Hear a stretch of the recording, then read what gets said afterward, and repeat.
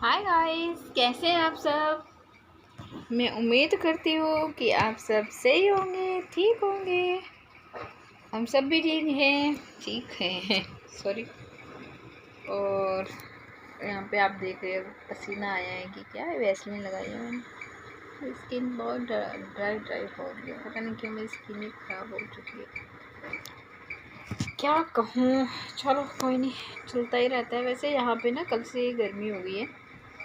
कल तो इतनी गर्मी जैसी लग रही थी और शाम को तो इतनी गर्मी लग रही थी कि लग रहा कि गर्मी आ गई।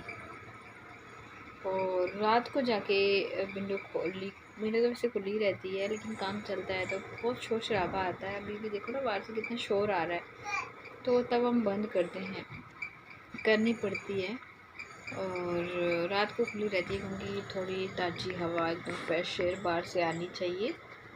और फ़ैन तो चलता ही रहता है, वैसे अभी भी चल ही रहा है फुल स्पीड पे। लेकिन यहाँ पे ना बस अभी यहाँ की विंटर जो है वो ख़त्म हो चुकी हैं और ये अभी यहाँ पे आ गई है यहाँ गर्मी। और अप्रैल, हाँ, मार्च से तो गर्मी स्टार्ट हो ही जाती है, मतलब गर्मी आ ही जाती है। मतलब रात को ही आपको ठंडा मिलेगा, वैसे दिन को तो मौसम गर्म ही होगा।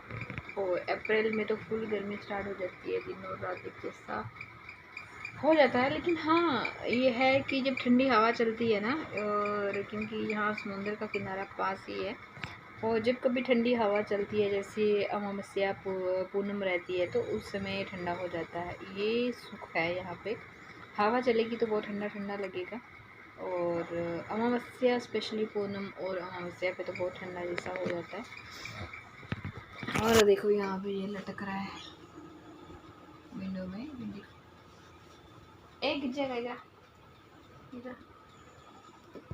और यहाँ पे ना अभी इसने खाना वाना खाया है, सो गया था, उठा, खेल रहा था। उसके बाद मैंने इसको ओट्स ही बना के खिलाया आज। और अभी मैंने एक एप्पल बॉयल करके रखा है। मैंने सोचा कि चलो 1 घंटे बाद ना इसको दे दूँगी, क्योंकि थोड़ा मौसम ठंडा था तो उतना ज़्यादा कुछ देती नहीं थी। मतलब देती थी, मतलब बहुत ज़्यादा नहीं। अभी थोड़ा गर्मी स्टार्ट हो गई तो फिर अभी देना ही पड़ेगा।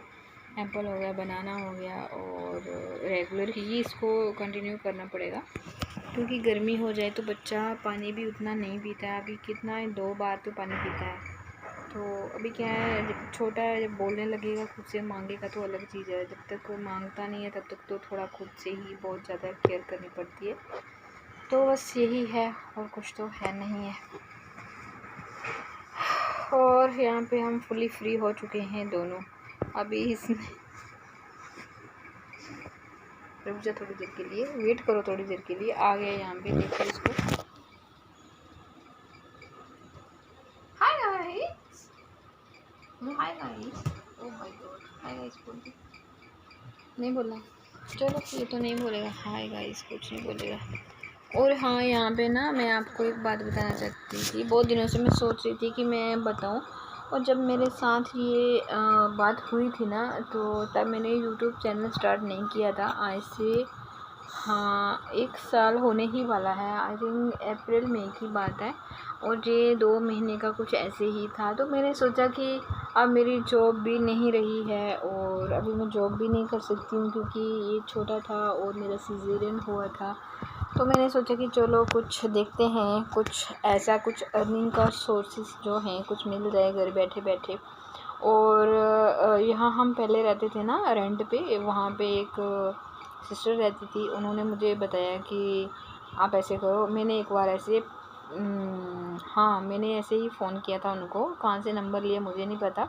उन्होंने कहा कि मैंने फ़ोन किया था। वो लोग बोल रहे थे कि आपको ये जो कार्ड बनेगा, आपका आई कार्ड बनेगा, ये बनेगा, वो बनेगा, आपको ना पैकेजिंग का काम दिया जाएगा, वो रहेगा पेन पैकिंग का।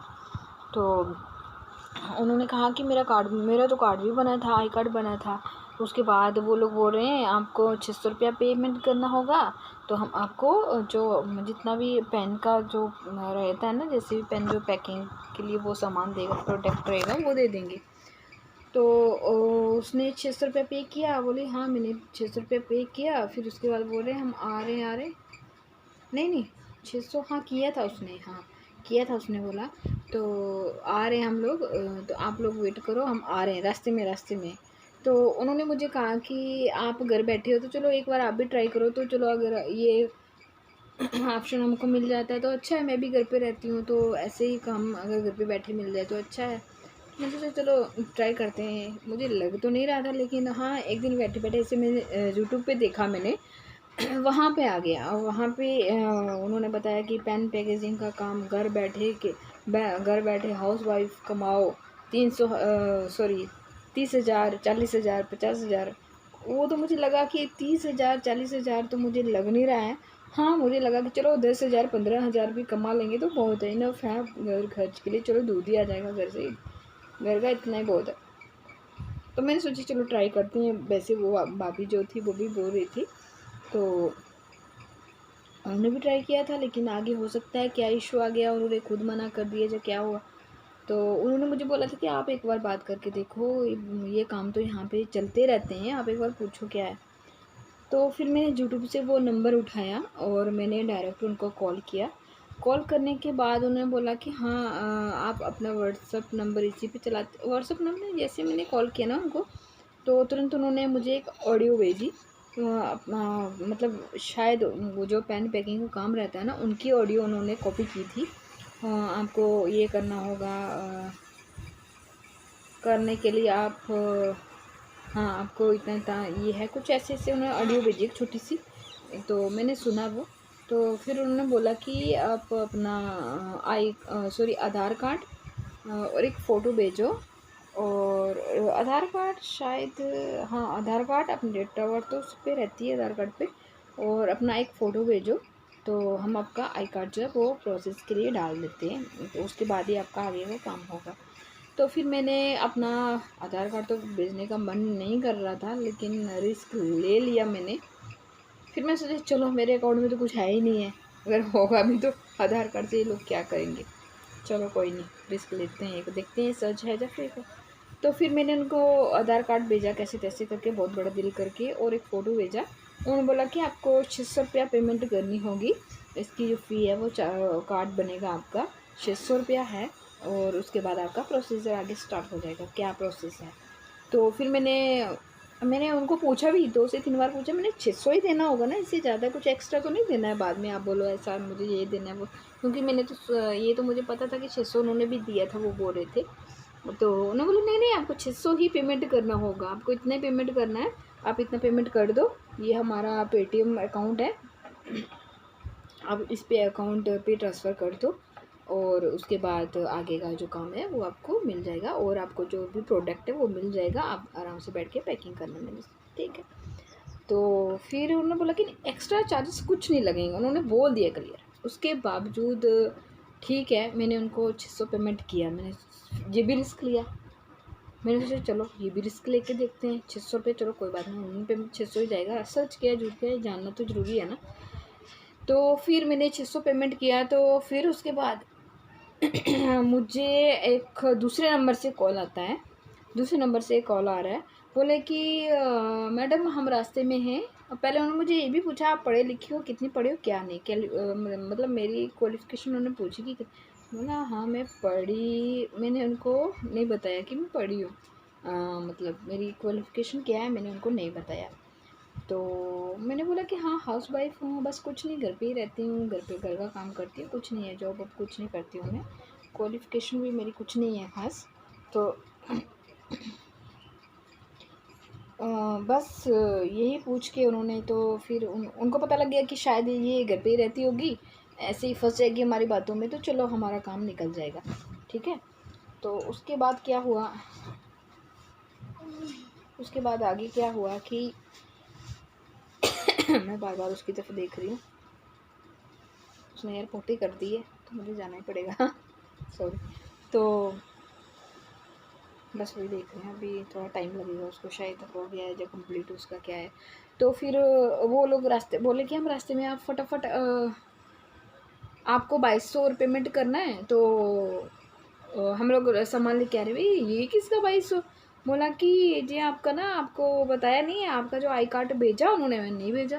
बोला फिर मैंने दूसरे बंदे को जिसने आई कार्ड भेजा था ना, जिसको मैंने पेमेंट किया, उसको फ़ोन किया, मैं ये भाई 2200 मांग रहे हैं, आप बोल रहे 8, ये 600 ही देना है, इसके अलावा कुछ और देना मत, यही है बस, और कुछ नहीं देना है। तो बोला हाँ हाँ नहीं, वो आपका क्या है, आपने अपना आई कार्ड के ऊपर जो आपका जो प्रोडक्ट आ रहा है ना उसका इंश्योरेंस के लिए लिया जाता है, उसके ऊपर नंबर दिख रहा है आपको कि हाँ इतना इतना ये है इंश्योरेंस का, कुछ ऐसा है। वो इंश्योरेंस के लिए लिया जाता है कि कुछ मैं इंश्योरेंस किस चीज़ का, हमारा इंश्योरेंस या किसका? बोला नहीं आपका नहीं, जब आपको प्रोडक्ट दिया जाएगा, समय पेन दिए जाएंगे, कहीं तोड़ फोड़ ना हो जाए, कुछ लॉस हो जाए, तो उस चीज़ की भरपाई के लिए इंश्योरेंस हम लोग 2200 लेते हैं। तो तब मुझे, मैं समझ गई नहीं ये तो बंदा बेवकूफ़ बना रहा है भाई, एकदम बेवकूफ़ बना रहा है। अब मैं समझ गई, फिर मेरा दिमाग ख़राब हो गया। मैं बोला कि आप लोग ऐसे ही फ्रॉड करते हो, ऐसे फ्रॉड करके लोगों को फंसाते हो भाई। हम आ रहे हैं रास्ते में, मुझे पता नहीं है क्या? आप क्या सोच रहे हो मैं अनपढ़ हूँ? मैंने ग्रेजुएशन की हुई है भाई। हाँ मैं, मुझे पता था कि आप लोग ऐसा कर रहे हो फ्रॉड। फिर मैंने उसको इतना डराया कि मैं तेरी पुलिस कंप्लेन कर रही हूँ, और मैंने जो ऑडियो ये तेरी रिकॉर्डिंग जो है वो मैंने कर रही है, रिकॉर्डिंग कर रही है और कर ली है। उसके बाद अभी मैं नेक्स्ट प्रोसेस पुलिस को कंप्लेन कर रही हूँ, और तेरा ये जो रिकॉर्डिंग है वो भेज रही हूँ, ठीक है? नंबर भी दे रही हूँ साथ में। बोला जाओ जाओ जाओ, दो जिसको देना है दो, आपको वो सामान चाहिए नहीं चाहिए, काफ़ी कुछ वो भी थोड़ा ऐसे बोल रहे मैं तो मैंने उसको बोला आप ज़्यादा ऐसे बेवकूफ़ बनाने की ज़रूरत नहीं है। बहुत लोगों को आपने शायद बेवकूफ़ बनाया होगा और बना भी लिया, पर अब आगे से कोई नहीं बनेगा। अब देख लेना आपका क्या होगा। मैं आपका सब कुछ ये डिटेल दे रही हूँ, पुलिस को कंप्लेंट करवा रही हूँ। तो इस तरह, हाँ ये तो काफ़ी वो लोग डर भी गए। फिर वो दूसरा जो था उसका फ़ोन आया, बोले नहीं नहीं मैम सॉरी सॉरी सॉरी, आप ऐसे ही कर रहे हो, मैं आपका जो है वापस आपको रिफ़ंड कर रहा हूँ, ये है वो है। तो ऐसे ही वो लोग, मैंने सोचा कि बेवकूफ़ बनाते हैं। आपका वापस भेज रहा हूँ मैं आई कार्ड, ये वो, आप गुस्सा मत करो। फिर मैंने उसको बोला कि आप लोग ऐसे बेवकूफ़ बना रहे हैं, आप क्या सोच रहे हो कि अनपढ़ हैं क्या? ये लोग ऐसे ही बेवकूफ़ बनाते हैं। तो ये मैं इसीलिए आपको बता रही हूँ कि मेरे साथ जो हुआ, मेरे साथ नहीं, मैंने एक जानबूझ के ही मैंने मतलब मुझे पता था कि ऐसा हुआ है उनके साथ। फिर भी मैंने जानने की कोशिश की कि कितनी सच्चाई है इस चीज़ में, सच्चाई है भी है कि नहीं है। वीडियो बहुत लंबी हो गई है, लेकिन सच्चाई बताना ज़रूरी थी। तो आपको भी अगर कोई यूट्यूब पे, खासकर जितने भी यूट्यूब पे जो डालते हैं ना, उनसे भी हाथ जोड़ जोड़ के रिक्वेस्ट करती हूँ, सॉरी, कि आप लोग ऐसा मत करो। देखो जो लोग बेचारे दिहाड़ी लगाने वाले हैं, लेबर वाले हैं, आप लोग उनको झूठे दिलासे दे रहे हो। घर बैठे 30,000 कमाओ, 50,000 कमाओ, इस नंबर पे कॉल करो। आप नंबर भी दे रहे हो, डिटेल भी दे रहे हो, आप किसी के साथ धोखा कर रहे हो। किसी के पैसे, गरीब बंदा, जो गरीब बंदा लेबर वाला बंदा होगा, जिसको, जो बेचारा नहीं पढ़ा लिखा होगा, वो तो बेचारा पैसे देता जाएगा उनको, उनके मतलब उनको ना कुछ काम मिल रहा है। पैसे देखिए कौन सा काम होता है भाई आजकल, मुझे ये तो बताओ। पैसे, ऐसे तो कोई काम नहीं है जो जिसके पैसे लिए जाते हैं। उल्टा हम काम करते हैं तो उसके बाद हमको पेमेंट मिलती है, सीधी सी बात है। तो ऐसी किसी भी बंदे के, अगर कोई भी यूट्यूब पे डालता है, चाहे आपको फ़ोन करता है, किसी की बातों में नहीं आना।